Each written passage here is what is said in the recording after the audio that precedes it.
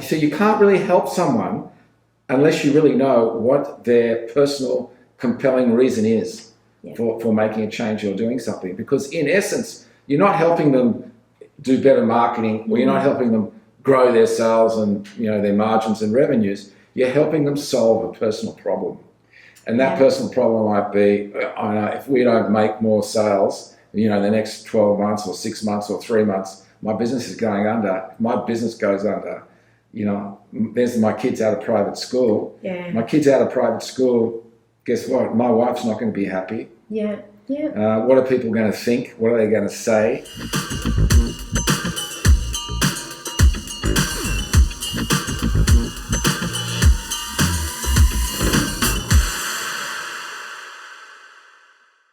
Hey, and welcome to Connected with Melissa J. Scott. Today, I'm really proud to have Phil Lee with you, who is a sales trainer.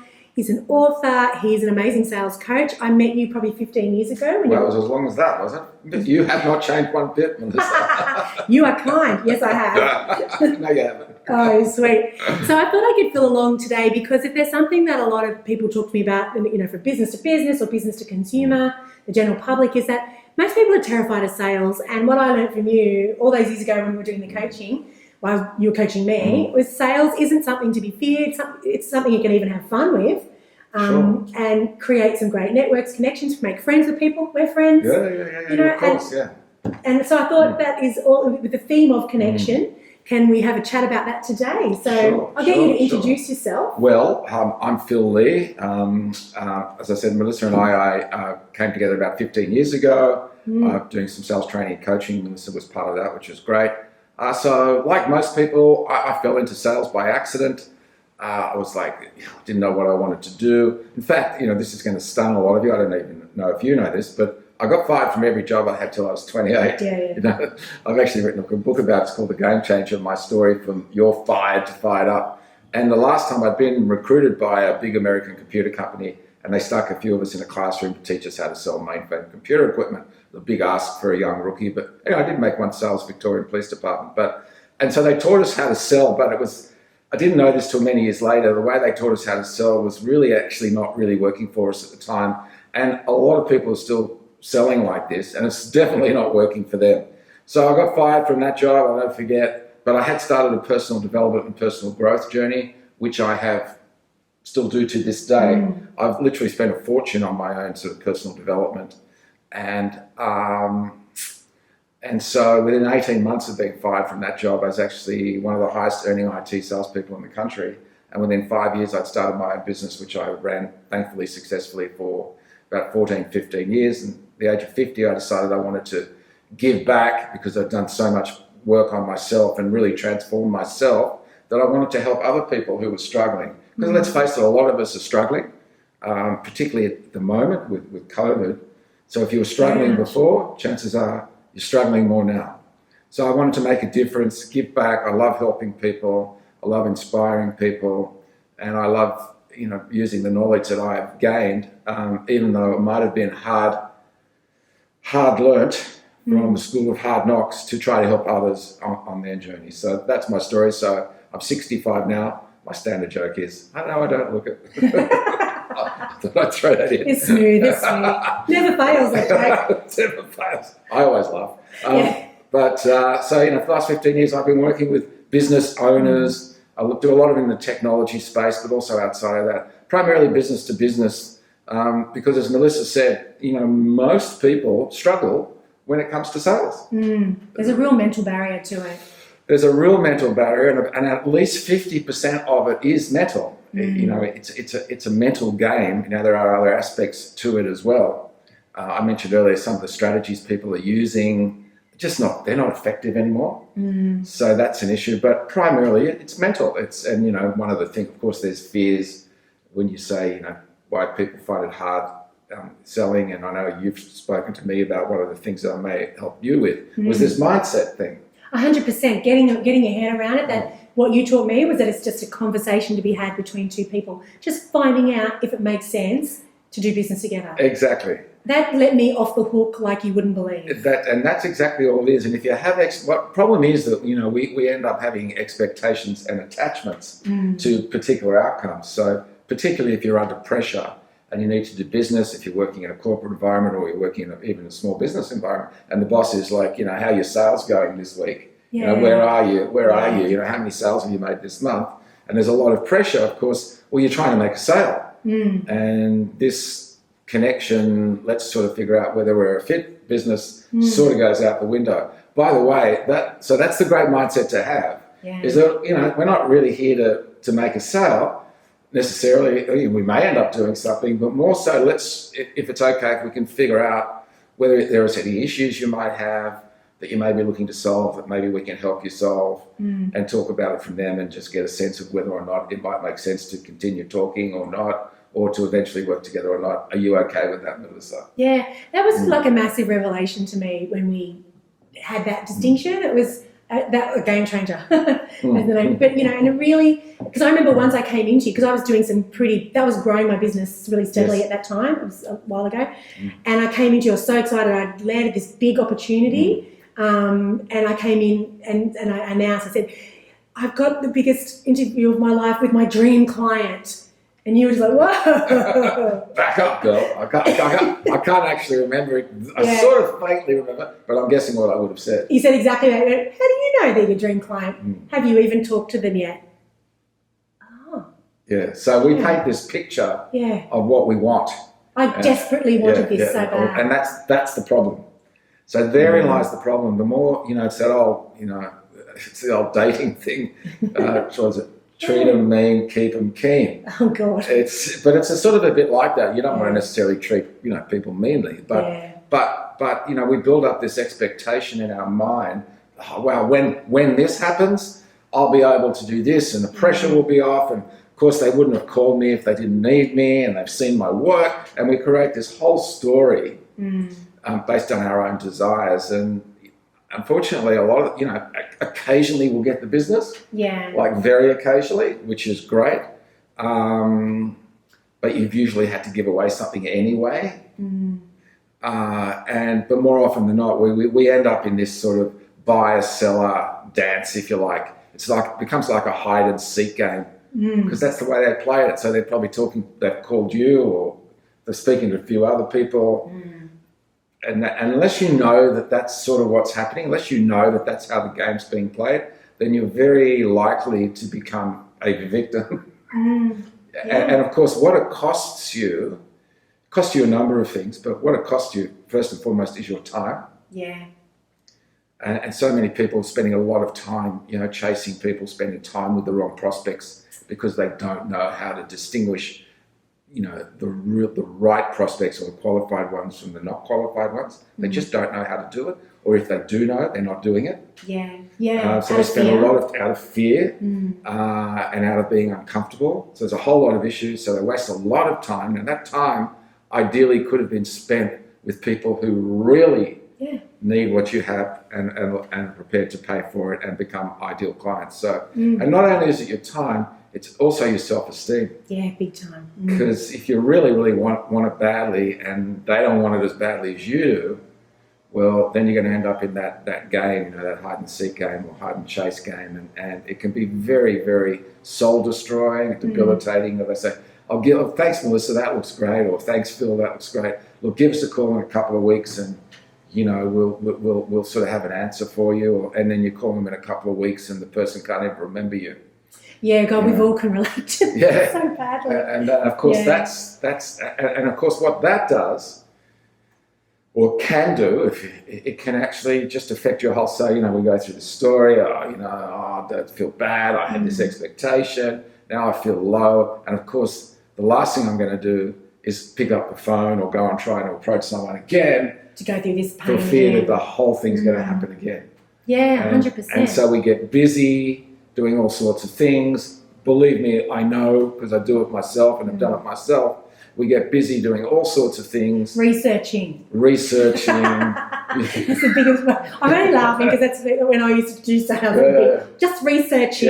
Researching. No, I'm not. I'm just putting it off, making a phone call. I couldn't have said it better. You said exactly. No, you're right. You're putting off making a phone call. That's it in a nutshell. Yeah. I mean, it's like, once again, it's like dating. it's like if you want to ask somebody out, well, ask somebody out. Don't spend 3 weeks trying to find out about them. Yeah. Ring them up, say, hey, you look really nice. I just thought I'd ring up and say hi. And then maybe, after 5 minutes, she might tell you she's got a boyfriend, in which case you say, oh, fantastic. All right, well, look, nice knowing you. I might see you around the traps. And the beautiful thing is, Now you know, and there's no drama. Yeah. But of course, this is really deep stuff psychologically because, we've all had that experience, at our first dance or the first few dances where, the girls were on one side of the room, the boys were on the other side of the room, and guys, they're sort of looking for something, you're thinking, oh, geez, I wouldn't mind dancing with that girl, but we don't have the courage. And simply we don't have the courage for fear that she will say no and that, other people will see it, hear it, and we're going to feel terrible. So we don't do it.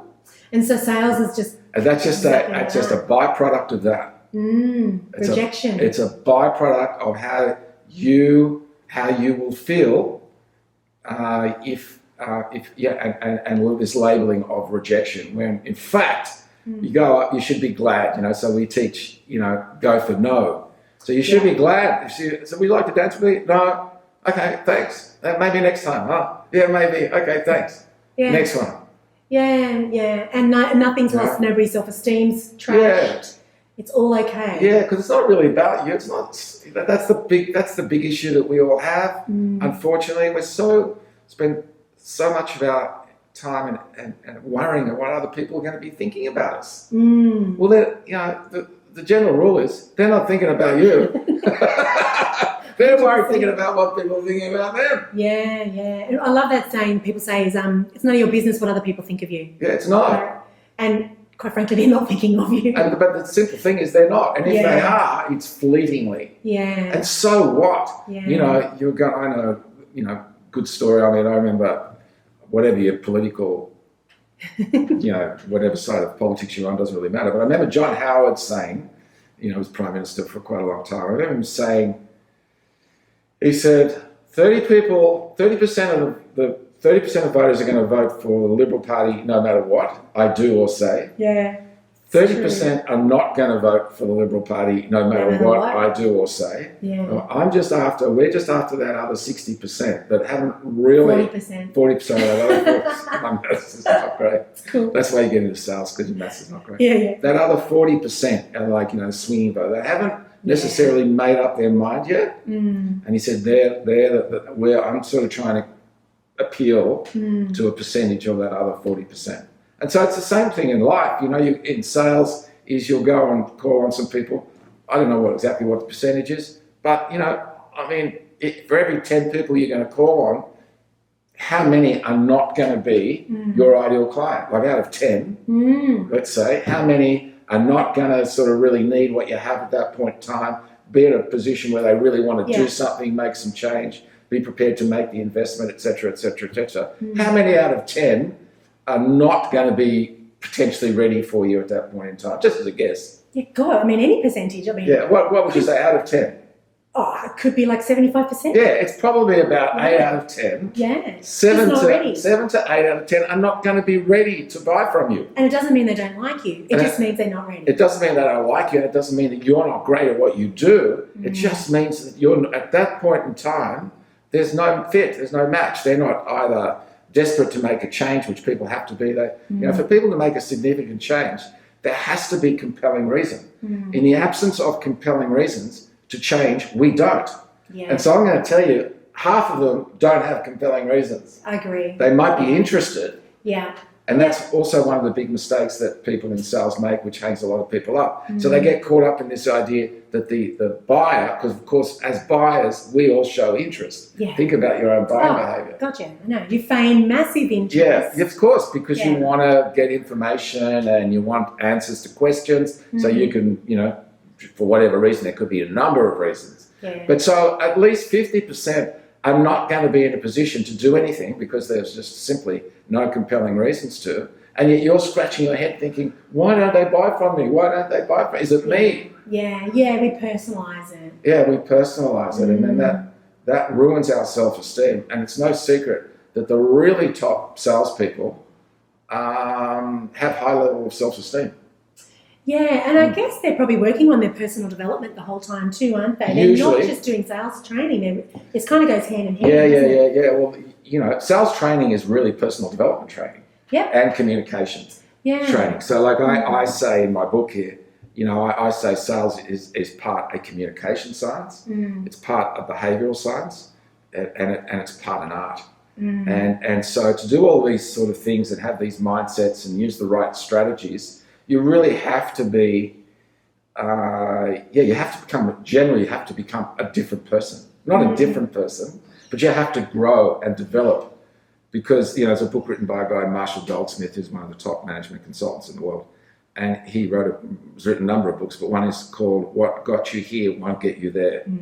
Right? So if you're struggling, if you're in a sales environment, where it's business to business or business to consumer, it doesn't matter. If you're struggling, the first thing you have to look at is yourself. Yeah. And, I would just say, okay, on a scale of 1 to 10, in terms of your effectiveness, now you might need someone who's an expert to help you here. Because the big problem, most people don't know what they don't know. That's why we go to a doctor. Because when you're crook, although my wife might try and diagnose me. Or Google. Yeah. We've got Google now. But, when it gets serious, you go to a doctor, right? Because he knows. He's got experience, he's studied, etc. And it's the same with, with a good sales coach or trainer. They know a lot about this stuff, far more than the average person does who hasn't studied it. But we sort of think we know, which can be a problem in itself. So, so look at your effectiveness. Say, a scale of 1 to 10, how effective am I in terms of my mindset and my beliefs, as you talked about? How effective am I in terms of my strategies and my selling strategies and tactics? How effective am I in terms of my behaviors? This is really important. Am I doing enough stuff to get myself in front of enough decision makers? That's another big one. Decision makers, right? Let's talk about that in a sec. Yeah, so be honest. And if you don't know yourself, ask someone who you think could help you. Like, and of course, it's no secret, what's average out of 10 is 5. So most people are going to be between 4 and 6 in terms of effectiveness. Well, 4 to 6 doesn't really cut it. Yeah. So if you really want to be top of, I've coached people. One guy I coached became the number 1 salesperson out of 400 at IBM. Josh, you remember. A beautiful human being. He's just want to preface, he's no snake in oil. No. He's just a gentle human being. Very nice man. Very nice. But he had to completely change, some of the attitudes, the mindset, how he viewed his time, how he viewed himself. Instead of just speaking to anybody and presenting and demoing to anybody, after, I started to get him to see, well, I really need to be in front of decision makers. Yeah, let's talk about decision makers. Yeah, sure. Yeah, let's talk about that now, because that's what that means. Or just articulate, because I know what you mean as soon as you say decision makers, but people sort of feel that anybody with a pulse who picked up the phone answered, and then send me your brochure, send me some information, which is the biggest fob on the planet. It is. I used to get very excited and I'd run away and I'd spend hours putting together proposals and emails and lots of detailed information to be so super helpful, and they're not even a decision maker. They're not even a decision maker. So it's just a fob off. Yeah. I'll put it in. Or just more information. More information. I can say, yes, I've spoken to Melissa and I've got her information. Doesn't really help you. Gets me nowhere. Yeah. It just gets me in the land of hope. It gets you in the land of hope. That's a video. It's good. This stuff really stayed with me. Stuck with you. Yeah, it stuck. And the other thing I did the other day, actually, which I'm very proud of, is you always say go for the no, which was an expression you just said before, so I get you to explain that as well. Yeah. But when a client's a bit wishy-washy and, I've rung them back and or emailed back or whatever, and they're a bit, and I just call them. I just say, hey, is this something that you really actually want? I'm getting the feeling you're probably not ready yet. That's totally cool. Maybe we can talk about it down the track. And that is fantastic, because what you will get then is, well, firstly, they're going to be a bit surprised because they're not actually expecting that. Yeah. Because, as buyers, we know how to do that. We know how to lead the dance. Yeah. And we know that most salespeople are going to sort of go, okay, well, can I call you back? Mate, would it be all right if I called you back at the end of next week? Yeah, that's fine. That's the usual Except, Melissa's like, okay, look, I'm really sensing this ain't that important to you. Yeah. If it's not, that's fine. We can leave it. But that requires a lot of guts. So that, firstly, the mindset is, Melissa's mindset is, if we don't need to be talking, that's fine. Because I don't want to waste your time. I also don't want to waste my time. But we don't say that. But No, I've actually said that. Yeah. I think he used to say to me I was a little blunt. Well, I think you can. I say, because Melissa, I don't want to waste your time. It's implied that I don't want to waste my time. But, you know, either or. But so that's a mindset. So if it's over, it's over. It's fine. There's no hard feelings. We'll still be friends. There's no drama. And then, of course, then people are compelled to come back and tell you the truth. Yeah, it's the best truth. That's because all you really want is the truth. Yeah. And the truth is, if you're not ready, or you don't love my stuff, or you don't see me as being the answer to your problem, or whatever reason, just tell me. It's okay.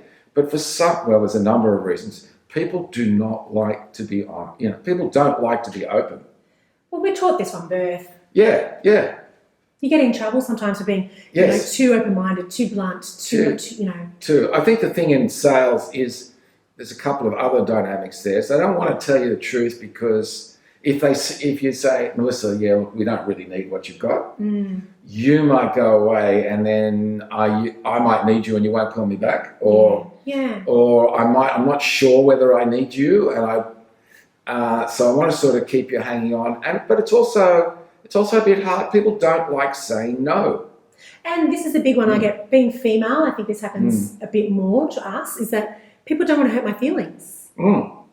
That's the other one. That's a big one that I found. That would probably be the main reason why clients or potential clients don't want to hurt your feelings. They just don't want to hurt my feelings. That's really sweet. But I'm cool. Yeah, so you can actually say, hey, listen, I don't know if this is the case, but if you're worried about hurting my feelings, it's okay, because you can't. Yeah. It's all right. Yeah, because I don't take it personally. Because I don't take it personally.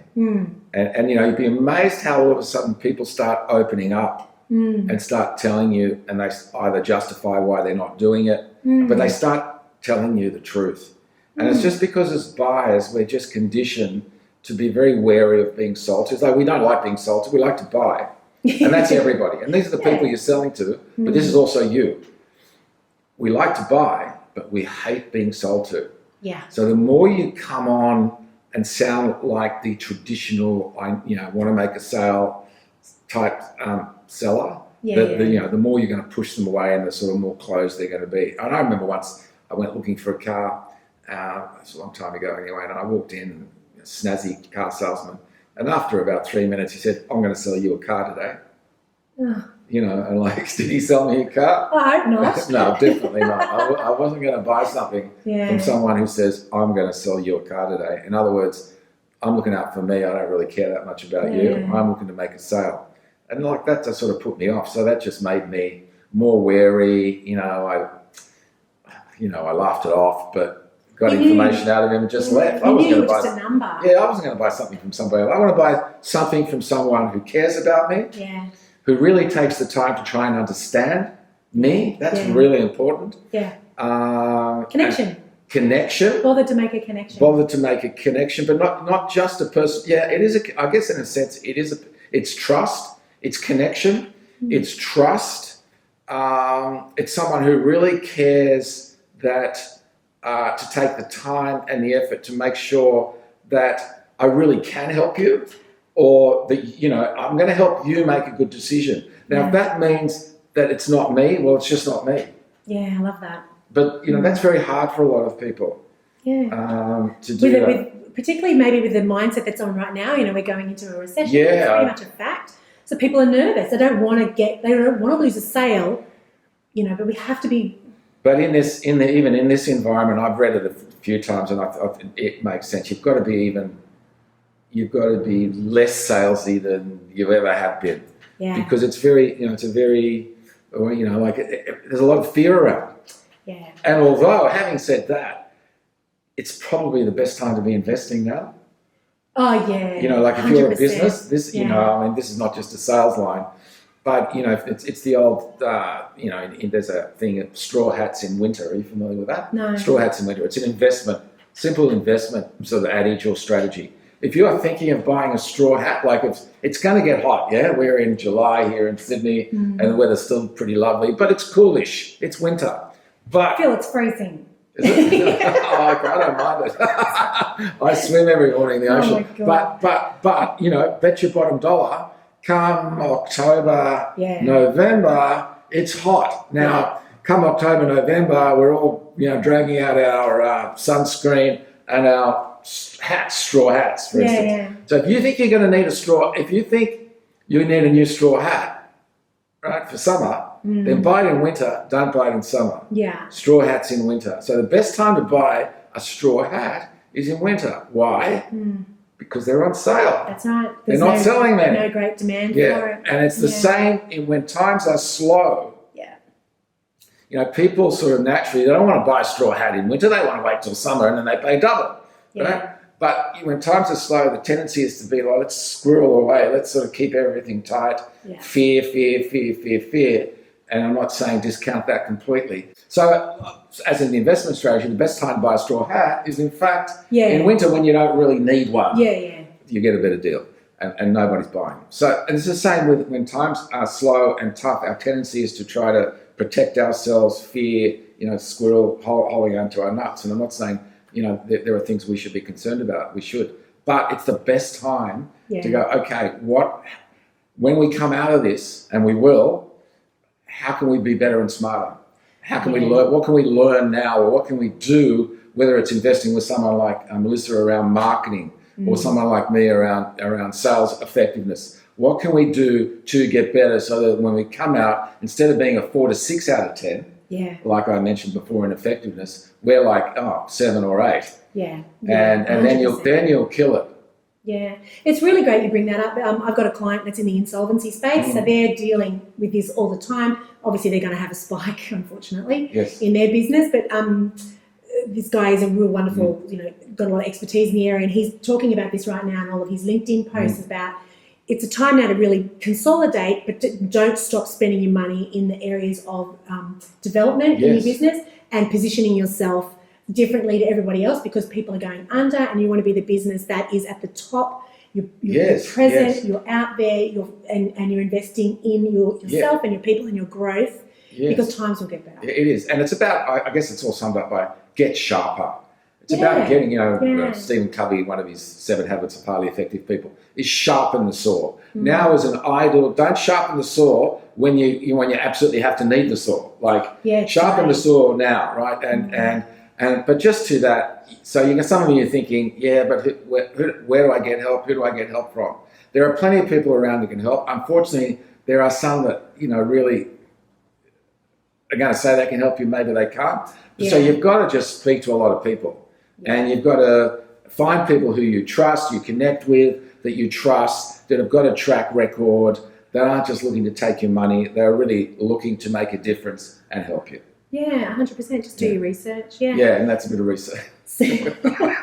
So what I really want to chat about now is about, because this was a real revelation to me, and I do this with marketing. So sales and marketing, they go hand in hand. Yes. So a lot of what I talk to my clients about is about understanding the pain that your audience is in. And people get a bit icky about that. And when I first started training with you, I found it a little icky to talk down, you talk about down to a deep type of pain. Yes. But that's when you actually get to the truth, again, of where your buyer's at, and really understanding, helping them even understand what it is that they need. And then if you can help them in return, then you become literally the only person, because you unveil that. You help them. Yeah, so do you want to talk about that? Yeah, well, I will. So I said in my book, I say sales is part of communication science, part of behavioural science, and part of an art. Yeah. So this is the behavioural science part. So it's psychology. Sales and communication is psychology. And I said earlier that in the absence of compelling, and I mean compelling, like if my hand's on the stove, I'm taking it off. Yeah. Right? Yeah. In the absence of compelling reasons to change, people won't. Yep. So, and interest is not a compelling reason. It's true. Okay. So what Melissa is talking about is psychologists tell us that we are motivated, the human species is motivated by one of 2 things, the avoidance of pain or we're seeking pleasure. So anything that we do, anything, you could put under one of those 2 categories. I'm either trying to avoid pain, insurance, pain in the future. None of us like paying for it, but God forbid something happens, you're glad you did. So we're either trying to avoid pain either now or in the future, or we're trying to seek pleasure either now or in the future. And by far, the strongest psychological motivator for human beings is the avoidance of pain. right? So, think about it in terms today. Some business would be worried that they may not be surviving. 100%. Right? And they may not, or that their competition will surge ahead of them, or they'll have to lay people off, or whatever it is. So in a business, that old thing, what's keeping you up at night? Well, that's a bit hackneyed, but really it is. What is keeping you up at night? And it's this unspoken. Yeah, it's the unspoken. Now, a lot of what Melissa's talking about is being able to develop the connection and the trust so that you can lead people into this conversation. Like, Melissa, why would you want to go to the expense of changing your marketing and getting a new person on board, et cetera, et cetera, et cetera? I mean, why would you do that? Yeah. And get them to answer. Yeah, and be comfortable while they're fidgeting and umming and ahhing, because they're not used to telling someone their deepest, darkest personal secrets. But when you go to a psychologist, that's what the psychologist's job is to help you get comfortable enough to divulge your deepest, darkest personal secrets that you haven't told anybody. Yeah. Right? And so you can't really help someone unless you really know what their personal compelling reason is for making a change or doing something. Because in essence, you're not helping them do better marketing, or you're not helping them grow their sales and their margins and revenues. You're helping them solve a personal problem. And that personal problem might be, if we don't make more sales, the next 12 months or 6 months or 3 months, my business is going under. If my business goes under, there's my kids out of private school. Yeah. My kids out of private school, guess what? My wife's not going to be happy. Yeah. What are people going to think? What are they going to say?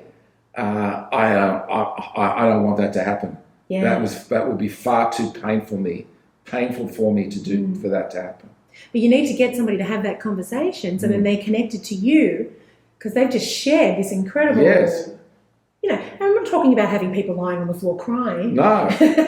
Sometimes they do that. I know. No, it's not therapy. It's not therapy. But this is, I guess, the difference, isn't it? You don't have to do this, and then you can just keep plonking along, and you can be that 4 to 6. Yeah, well, if you're not doing stuff like that, then you're just like everybody else. You're just showing up. You're throwing up. It's the old thing. You just show up and throw up. I say the traditional sales strategy is show up, throw up, follow up. But that's it. Show up, throw up. So show up, usually to the wrong person. Yeah. In other words, the time waster, the information gatherer. The gatekeeper. Or the information gatherer. Show up, throw up. Yes, we'd love to find out what you do. Can you please send us all your information, or we'd like to see how you would fix this and what you'd suggest here, and blah, blah, blah, blah, blah, blah. Thank you very much. Now we've got your information. Oh, when can I call you? Can I call you next week? Yeah, call us next week. Follow up. And I say some of the time they're not even going to remember your name. Yeah. So I mean, the amount of times, well, this happened to me a lot earlier. It doesn't happen much anymore, but because I'm onto it now. But I remember a few times I put weeks and weeks and weeks and effort into something. Yeah. And keep following up, and after about 6 or 7 follow-ups, it's like, oh, look, Phil, it's looking pretty good. We just got to have one more conversation. Can you call me next week? Oh, what day should I call you, Melissa? Say, call me next Tuesday. Oh, okay, I'll call you next Tuesday, fine. And you call next Tuesday, and the guy's gone on 3 weeks holiday. Yeah. So it was really important. Like, it was really personally compelling for him to chat with me. No, it wasn't. So I would have saved myself a lot of time if I would have found that out earlier. Or you spend all this time with one person, and then right at the end you found out that somebody else made the decision or went to their best friend. That's right. Exactly right. Exactly. You didn't even know about this other person. So and you never had a chance. You were never in. You never had a chance. So you've got to have some sort of process, is the bottom line, which is what I talk about in my book. And most people don't have a process. You mentioned it earlier. If they do, they couldn't describe it, but it's more like a hope process. Live in the land of hope. Yeah, live in the land of hope. I sort of hope that you'll buy something from me. Yeah. And let me tell you all the reasons why I think you should. Yeah.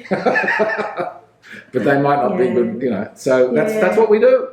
Yeah. So how can somebody get in touch with you, Phil, if they want to actually get better at the sales process? Well, you can get in touch with me via LinkedIn. So Phil Lee, Phil Lee Technology. I'll pop all the links in there. Yeah, okay. So Phil Lee, info@phillee.com.au. That's Yeah. PHILLE.com.au. My website, www.phillee.com.au. And look, if someone, seriously is struggling at the moment and any of this stuff resonates and, you're looking to have a chat with someone who may be able to help you, then I'm open to having a chat. I can, if you're interested in a digital copy of my book, seriously, for Melissa, because I value Melissa highly, I'm happy to send that to you if you want to get in touch with me, info@phillee, PHILLE.com.au.